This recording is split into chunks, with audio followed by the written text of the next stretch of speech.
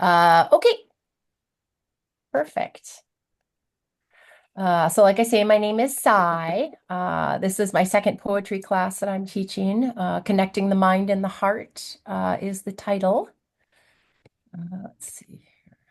Let me figure out how to move my screen. I think if you just press the right arrow button, Okay. try that. Mm, no. Oh, I see it. Got it. All righty. So I'm pleased to have you all attending today. I've got Dana here. Dana, I remember from last time, and a couple new folks as well. Nice to meet you, John. Nice to meet you, Diana. Yeah. Uh, we've got a little bit about me. So again, name is Sai. Currently, I work as a lead to a catering company in downtown and Bellevue, downtown Seattle and Bellevue area. I also moonlight as a wellness coach or life coach, as it's called, helping people reach their true potential. And as mentioned, I'm a hobbyist. I enjoy lots of different hobbies, including photography, cooking, making soap, skincare making, paint pouring. I've recently gotten into epoxy. I enjoy poetry, of course, as well. So there's a little bit about me there. What I'll be covering today is what makes a collection of words a poem, different styles of poems and examples of each type that we'll be going over. I just picked three. There's lots of different styles of poetry, but I just picked a couple to start with, four if you're including free verse. And then also, if we like, at the end of the session, we can do a little poetry exercise and write our own poems if you so desire. And then after that, a question and answer session that will be about 15 or 20 minutes long, in case any of you have questions that I can answer on poetry. So here's a quote I found that I really liked as I was researching poems and poetry in general. This one I actually found on Facebook, but I think it's beautiful. If you cry regularly from the beauty, pain, unfairness, and wonder in equal parts cascading through the world, your body and your memory, then you should be writing. I love that. That's all of us, right? Alrighty. So what makes a poem? What makes something a poem? I'm trying to move these out of the way so we can see all this stuff. So according to Google, a poem is a piece of writing that uses artistic language to convey a feeling, story, or setting. Poems can have many elements, including rhyme, meter, figurative language, form, and diction. Also, off to the side, you'll see poetry tools here. These are different tools that people use to get their ideas across in ways other than using the words.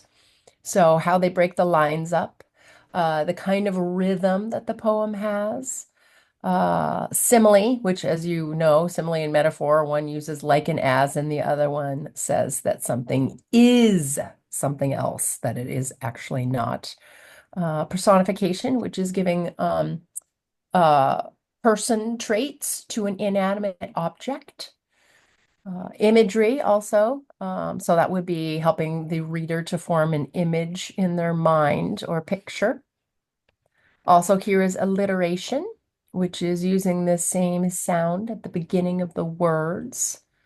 There's lots of poems that use this. The one that comes to mind is actually Edgar Allan Poe. He uses one. He just talks about the tintinnabulation of the bells, bells, bells, bells, bells, but he loves to use the word bells over and over and over. Repetition, again, just like the one I was speaking of. Repeating something over and over. That can be a theme that comes up over and over in the poem as well. Can't quite see the bottom part of that. Alrighty. So elements of poetry. As again, I mentioned earlier, imagery, rhythm, sound, and that can refer to the sounds that the words make when put together. And then rhyme, and then, of course, the figurative or fancy language, which we all know and love from poems. Other poetic devices or tools that poets use. And there's words like this. Sometimes they're called tools, sometimes they're called elements, but they're all kind of the same basic thing. So again, the meter, which is not quite the rhythm. This refers to stressed and unstressed syllables in a poem line. For example, in a sonnet, they are very particular about having stressed and unstressed syllables in a very particular combination. For sonnets, it is called the iambic pentameter. Simile, metaphor, irony, which you probably know from songs like that. Alanis Morissette song talks about it, but that's where there is a contrast between expectation and reality. Allusion, which is to reference something outside the poem, a person, place, or thing outside of the poem. The Raven, Edgar Allan Poe's The Raven, references his wife Lenore, who you know from other poems. It was actually Poe's wife as well. So that's one example there. Alliteration, for example, a series of S's. Oops, go back a bit.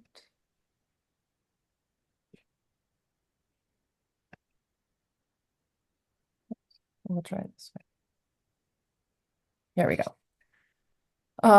Assonance, which is a repetition of vowel sounds, such as dumb luck or squeaky wheel. And then finally, juxtaposition. I'm just going to move all this stuff out of the way. There we go. Oh, that didn't work.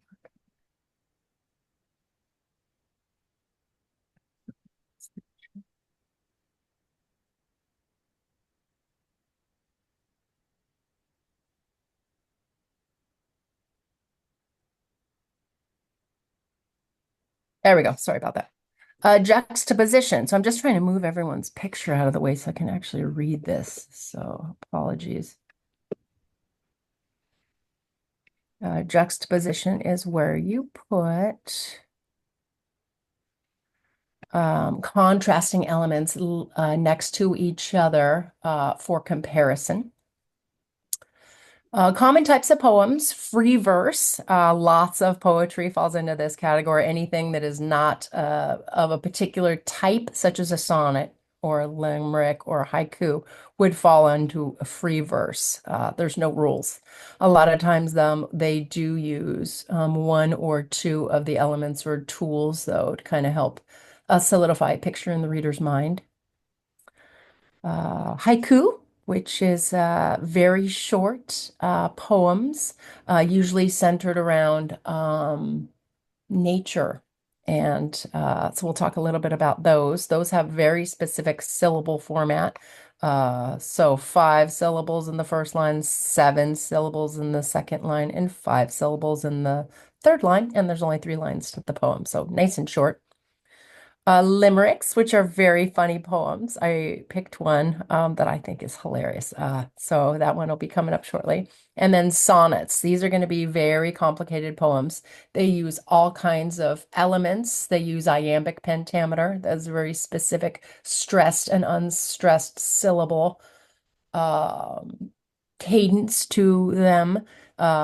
There's lots of rules to sonnets, but that's why Shakespeare, for example, who is also, as we know, a great poet and playwright, was very good at those. I have 2 sonnets today that we can share. One of them is Shakespeare, and the other one is Elizabeth Barrett Browning, just so you can kind of see how those go. Okay, this is my limerick. I saw this and laughed my butt off. I think it's really funny. There once was a man from Nantucket who kept all his cash in a bucket. But his daughter named Nan ran away with a man, but as for the bucket, Nantucket. I think that's so clever. So that's a limerick for you. As mentioned before, they're 5 lines long. Lines 1, 2, and 5 rhyme with each other. Each of these lines have 3 stresses of 3 syllables apiece. They call them 3 feet. And then lines 4 and 5 rhyme as well. They are typically shorter, 2 feet or 2 stresses of 3 syllables apiece. But those are really fun to write. They're almost all really funny too.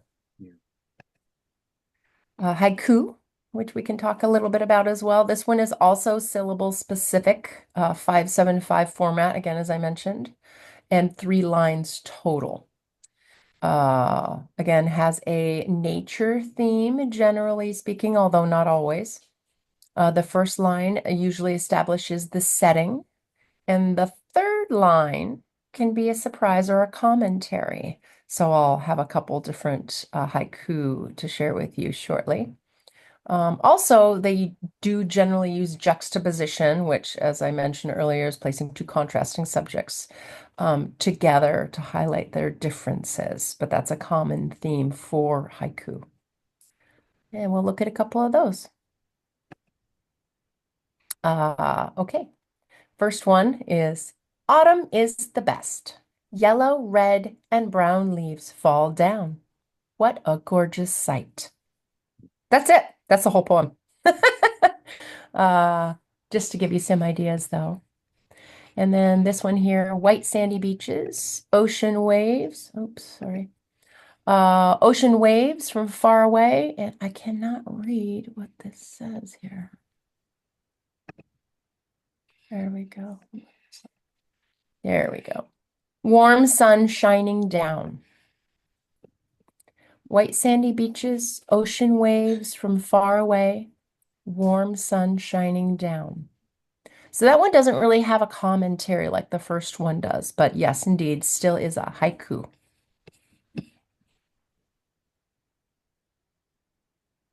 All right, now we get to some more complicated poetry here. The word sonnets comes from the word, it's an Italian word meaning little song. Those are written, as mentioned, in iambic pentameter. So each line of the sonnet has 10 syllables, and every other syllable is stressed. Makes it pretty hard to write a sonnet, I'll be honest with you. Shakespeare was great at writing them, but you don't find a lot of sonnet writers these days. I think they generally have gone the way of things from the past, and people generally don't write sonnets as much as they used to. They do contain 14 lines. They have 3 quatrains, so those are like almost like paragraphs within the sonnet itself. They are all 4 lines each, and then a couplet, which is 2 lines at the end. So exactly 14 lines. A very obvious and exact rhyme scheme, which you can see here, A, B, A, B, B, C, B, C, C, D, C, D, E, E. Also very common for them to have love and desire themes, but not necessarily a requirement. Both of the ones that I've chosen do have love and desire themes, but there's a couple that don't that are really quite good. Thought to have originated in this 13th century Sicily. And as well, there are many formal variations of the sonnet. Spenserian, stretched, or submerged sonnets are examples of some of the variations from a standard sonnet. And here is a sonnet, which I'll read to if you like. This one is Shakespeare. This is a very popular sonnet. It's a little bit hard sometimes to follow exactly what they're saying as it's written basically in Old English, but it's also because of the fancy or figurative language that they're using. But can be a little bit hard sometimes to tell exactly what they're saying. But just remembering that they're being creative is very helpful as well. And I'll begin. Shall I compare thee to a summer's day? Thou art more lovely and more temperate. Rough winds do shake the darling buds of May, and summer's lease hath all too short a date. Some time too short, Too hot the eye of heaven shines, and often is his gold complexion dimmed, and every fair from fair sometime declines, by chance or nature's changing course untrimmed. But thy eternal summer shall not fade, nor lose possession of that fair thou owest, nor shall death brag thou wanderest in his shade, when in eternal lines to time thou growest. So long as men can breathe or eyes can see, so long lives this, and this gives life to thee. William Shakespeare. So there are a lot of elements here. Here's a couple that we can talk about. I don't know if anyone was paying attention to the some of the tools and elements that have been used in this. There's lots of different ones here. Here's a couple lists of the ones that I just kind of saw. Um, so the juxtaposition here. The rough winds do shake the darling buds of May, right? So you're really getting the sense of the rough winds versus the May buds here. Personification, speaking about death as if it were a person, which of course sometimes in poetry it is. And then metaphor, which is comparing thee to a summer's day. Obviously, also the iambic pentameter and the rhyming scheme and the 14 lines, all of those are also um, how you can tell it's a sonnet. And then the last style of poem that we can talk about today is free verse. There are really no rules to free verse. Anything goes, anything is a poem. It is a wonderful way as you're beginning to write poetry, a wonderful way to start writing poetry because it has no rules, and then move on to your sonnets from there. Um, we can look at a few poems here. I just picked some that were a little bit shorter so that we would have a little bit more time to talk about uh, a lot of these parts, moving parts. But there's lots of short poems. There are lots of very long poems. I actually have a book of poems that I bought, 100 most famous poems, 150, sorry, most famous poems. I don't know if you guys can see that, Yeah. but that's the one that I purchased. It's got lots of great poetry in here. So all of the poems that I've found have come from here. Other than the limerick and the haiku, I should say. Those I found online, but you can find those anywhere. Okay, so our first poem here, Mother to Son. That's James Langston Hughes writes that one. Pardon me. Okay. Mother to Son. Here we go. Well, son, I'll tell you, life for me ain't been no crystal stair.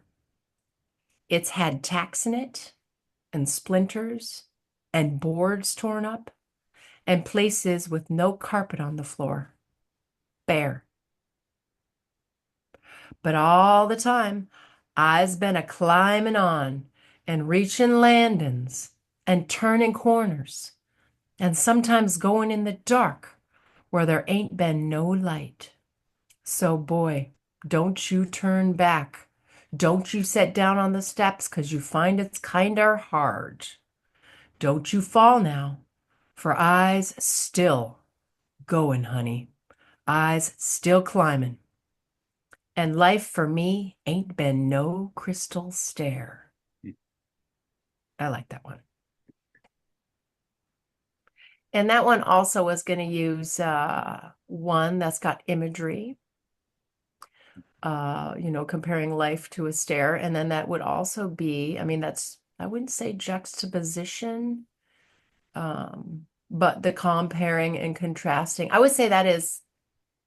Would we say that would be a simile or a metaphor? I think that would be a metaphor because they don't say life is like a staircase, right? Okay, And the next one here. If I can stop one heart from breaking. That poem is by Emily Dickinson.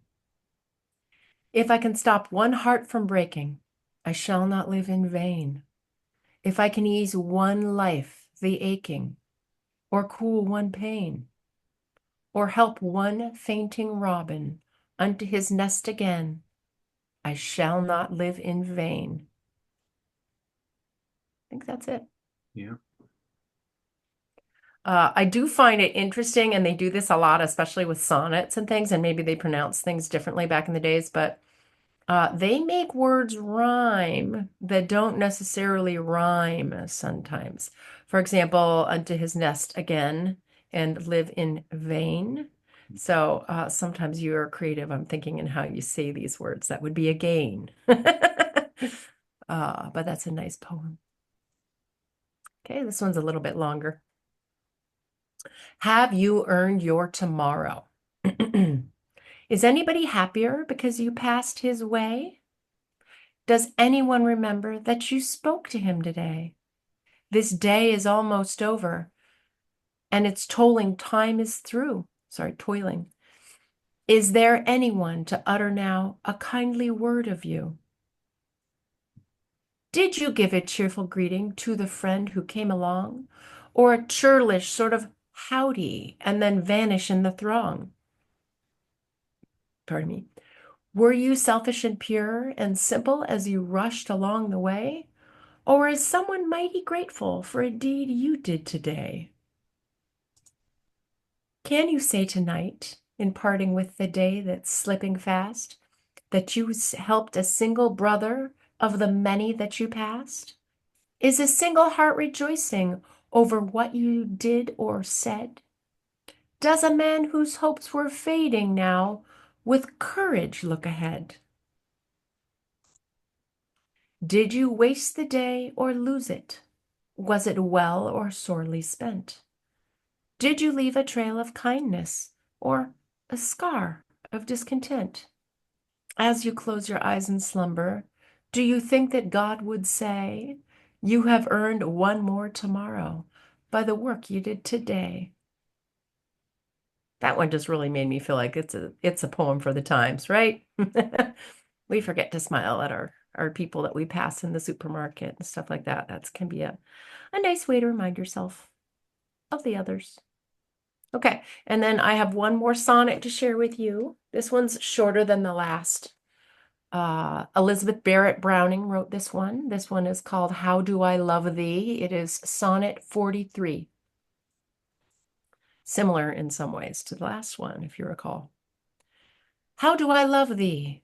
Let me count the ways. I love thee to the depth and breadth and height my soul can reach when feeling out of sight, for the ends of being an ideal grace. I love them to the level of every day's most quiet need by sun and candle light. I love thee freely as men strive for right. I love thee purely as they turn from praise. I love thee with the passion put to use in my old griefs and with my childhood's faith.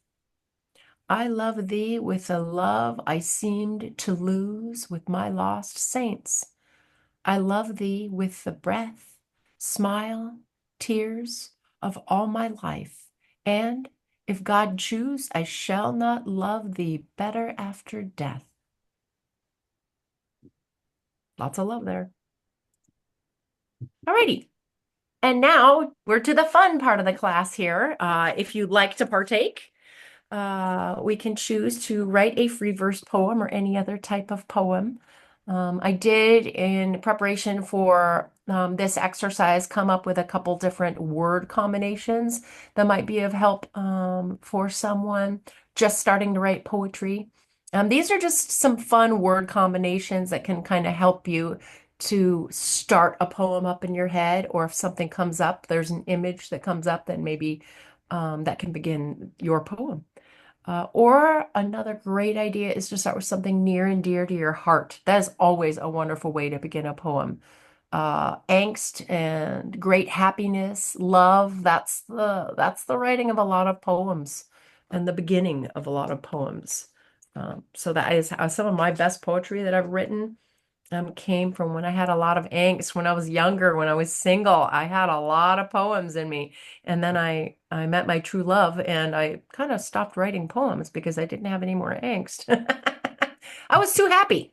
Anyway, but that can be really wonderful if you've got angst in your heart, if you have a great amount of happiness about something, also a great time to write a poem. One thing I would say to you is that there is no wrong way to create a poem. Yes, there are many well-known formulas on how to create poem, but you do not need to do any of those. There are lots of elements that some people think can lead to a good poem, but you don't need them if you don't want them. Um, Though, if you are so inclined, just one of these elements can really help to tie a poem together and help it reach the reader's ears just a little bit clearer than it would otherwise. So, these are just some poetry helpers that I came up with. These are different from the ones I had before, but they are just kind of combinations of words that might bring up a picture in your head. And if you'd like, you can start with one of these combinations of words or anything else that strikes your memory, strikes your fancy.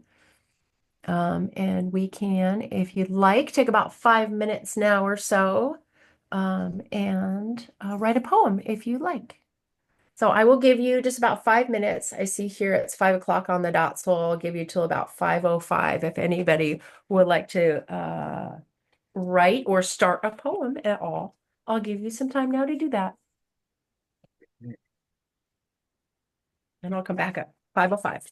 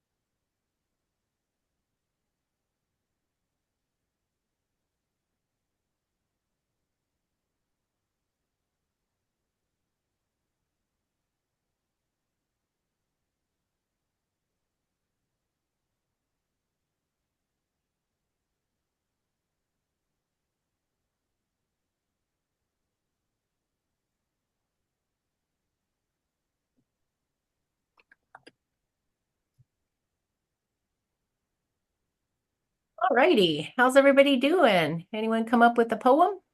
Yep. So I remember last poetry class, I was working on that one and I got Yeah. it. I finished it. I, Awesome. yep. Good, good, good. Fantastic. I'm still working on mine a little bit. I actually found an old song I wrote, but it's not really appropriate for class, or I was going to share it. It sounds a little violent, frankly, so I didn't want to share it with anyone. It's from a while ago anyway, but I was like, oh wow, that could be good. Maybe better to put to music, but okay. So anybody want to share a poem or part of a poem? Okay, I'll read my poem. Go for it, Dana. Dana's Dream. I have a dream of walking right. I practice day and night. My walking brace helps me walk, sending signals from my leg to my brain. The brace sending signals from my leg to my brain. Although my walking sometimes can be unsteady, the brace thinks for me. I still practice day and night, and I will achieve my dream of perfecting my walking. I love that. Thank you so much for sharing that, Dana. That's beautiful. And talk about something that's near and dear to your heart, right? Right, right, right. I I Exactly. I have to work so hard at it. Walking. Yes, I'm sure. I'm sure. Well, that is a beautiful poem. Thank you very much for sharing that. I'm still kind of working on mine. Mine's got, and I was trying to go sort of with the words that start with F, but you can get kind of get stuck in that. So I sort of did. Furtive whispers from fleeting friends' flight, falling into the madness of traffic. So, but that's as far as I've gotten. I think I'm gonna need to massage that a little bit more though, but I got a good start on it. Anyone else care to share? Let I'll me share. see. I don't see how to Perfect. raise my hand. Hi, I'm Diana. Hi, John. I haven't seen you in ages. We're rather neighbors. We used Yeah. to be a support group together. Hello. So I really love this because I really love poetry and I don't know how to write it. So you're really encouraging me because to find out there's no rules makes it much easier. I just sort of whipped this up. I looked out my window and I whipped this up. I don't know where it came from, but I'm just going to go with it. It's called Cedar Boughs. Drooping branches weather the winds, arms laden with alms and burdens within. Oh, to remove their invisible bearings, like old women and men, brows furled from their carings. And I wonder what I'd say to alleviate such strain, with my own arms as full, with my own quiet pain. Mm. Wow, that's good. And you That's just wrote that in beautiful. 5 minutes? Yes. Oh, I'd man. say you got a gift there. That's a really beautiful poem, and the imagery that you're using is just sublime. I really can picture the cedar boughs with their eyebrows furled like old men. I mean, I can literally see it in my head. So your imagery is incredible. Great, great job with that one. Thank you very much for sharing. Thank you so much. Thank you. Of It was course, of fun. course. It was fun. Awesome, awesome. Okay, so anyone else care to share? Well, I'm kind of half cheating. That's okay. Yeah, because I've been trying to work on this for a day or so. So I'm just going to show you what I started with, and then I'll go from what I've. So I had this little bit that I just kind of wrote a couple of things down about. I found there was a bird in my furnace or furnace place, yeah, whatever that's called. So I just had to add some words, and then today, as I was writing, I kind of started to put it together. But since I have what's aphasia and traumatic brain injury, I have trouble speaking. So what I'm going to do is highlight it and then see if I can just push it so it'll read it for me. We'll Great. give it a shot. And we'll see if this is terrible or not. But it won't matter to me either way. I love it. Thanks so much for sharing. Yeah. Last September, I discovered a trapped bird in my cast iron wood stove. I heard it warbling against the metal and glass. I turned on a flashlight and looked into the hearth. A small white bird avoided the glowing light. It could not find the fireplace chamber or the stovepipe, and crawled through the chimney cap, and it was now confined. A simple solution was to toss some fire into the furnace. The bird would die within an hour. Then I could find the bird in the burned wood and cinders. Was life something I got to pick? I walked to the garage and found an old hammock, each narrow rope wrapped around itself. I lifted the sides and watched the rope open. I dragged the hammock back to the wood stove and carefully covered the fireplace and moved each corner around with the hammock. Opening the fireplace could allow the bird escape into my house. The door moans as I opened the fireplace. The white bird flew into the hammock and was trapped. It struggled, and I covered it with my hands. The bird relaxed, and I carried the hammock out of my house. I opened my hands and released the bird. The bird was free, and so was I. So yeah, I have some kind of I've kind of highlighted the sections at the end that I need to go back and put them in order. But overall, I'm kind of happy with so far I've moved from what I was working on. It seems like I'm cheating, but that's okay. I was an English teacher, therefore I'm allowed to cheat. Absolutely. Poetic license, right? Thank you so much for sharing that. I love that, John. So, That's beautiful. I really can so, picture the bird.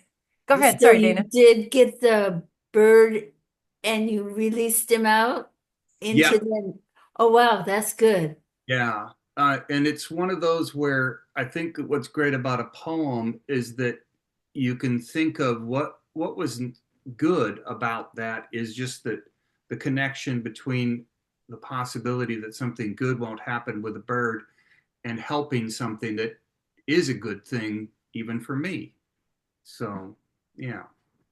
I love that. That's beautiful. Thank you very much for sharing that. I think there's a lot there too. I think you could really turn that into a big long poem if you so desire. Well, I Uh, kind of need extra time on my hands. well, there you go. Perfect. Thanks again, John. That's beautiful. And Sai, I've talked to Justin. He did write a poem. Oh, good. I would love to hear So it if you want to share is he it. still there? He's still here. I'm still here. I am not prepared to. I will have to come back next time. I will share it. No problem at all. No problem at I all. do have You one, know, but yeah, I will have to. I'll have to find it because it's in a notebook that I'm not around right now. yeah, no problem at all. Next time. Next time. Yes, yes, for sure. Well, that's amazing. So we all had poems. So I am just so impressed with all of us. Yeah. All right. Yeah, I know. Exact. Good job. Good job, John. Good job. All of us. Yeah. Okay, so I'll go back to sharing. There's just a couple more slides and then we'll get into the question and answer part of our class. So these were just a couple tips and tricks here. Let's see. Hmm.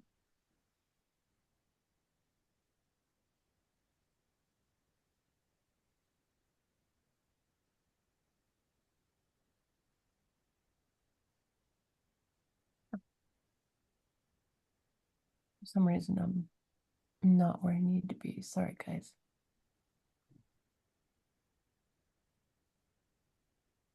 What screen do you all see up? Do you see the tips and tricks up? Yeah, Right. I see that. Yeah. Oh, okay, cool. Well, it is the screen I was looking for, so. Okay. Question is, how do I get that?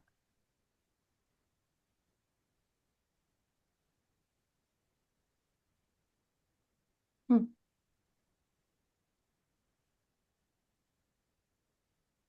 Did that change anything for you? I can't see. I just see your face, Sean, so I apologize.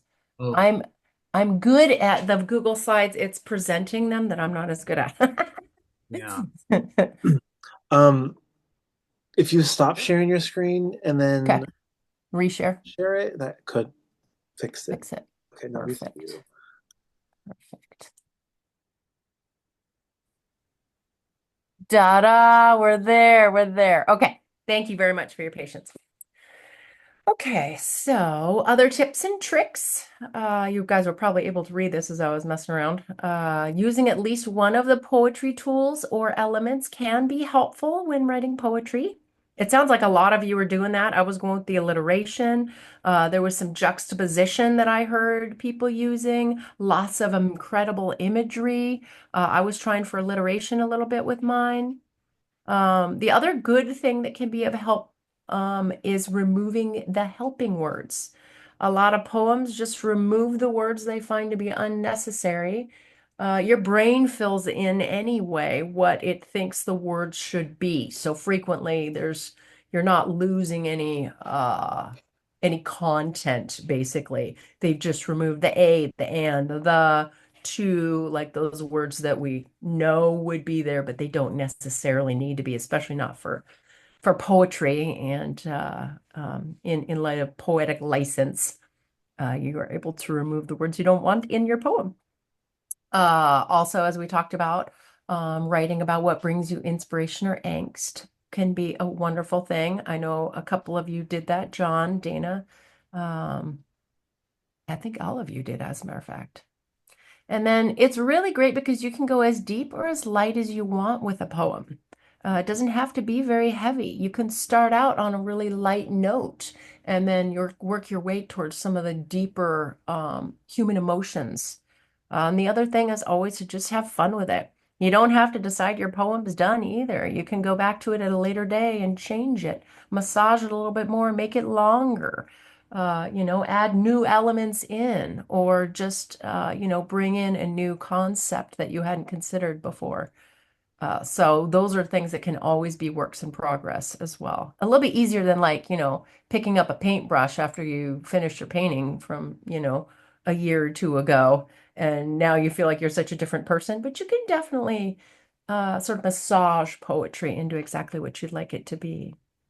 And then, of course, just having fun with it. All righty. And now we're to that magical time of the hour.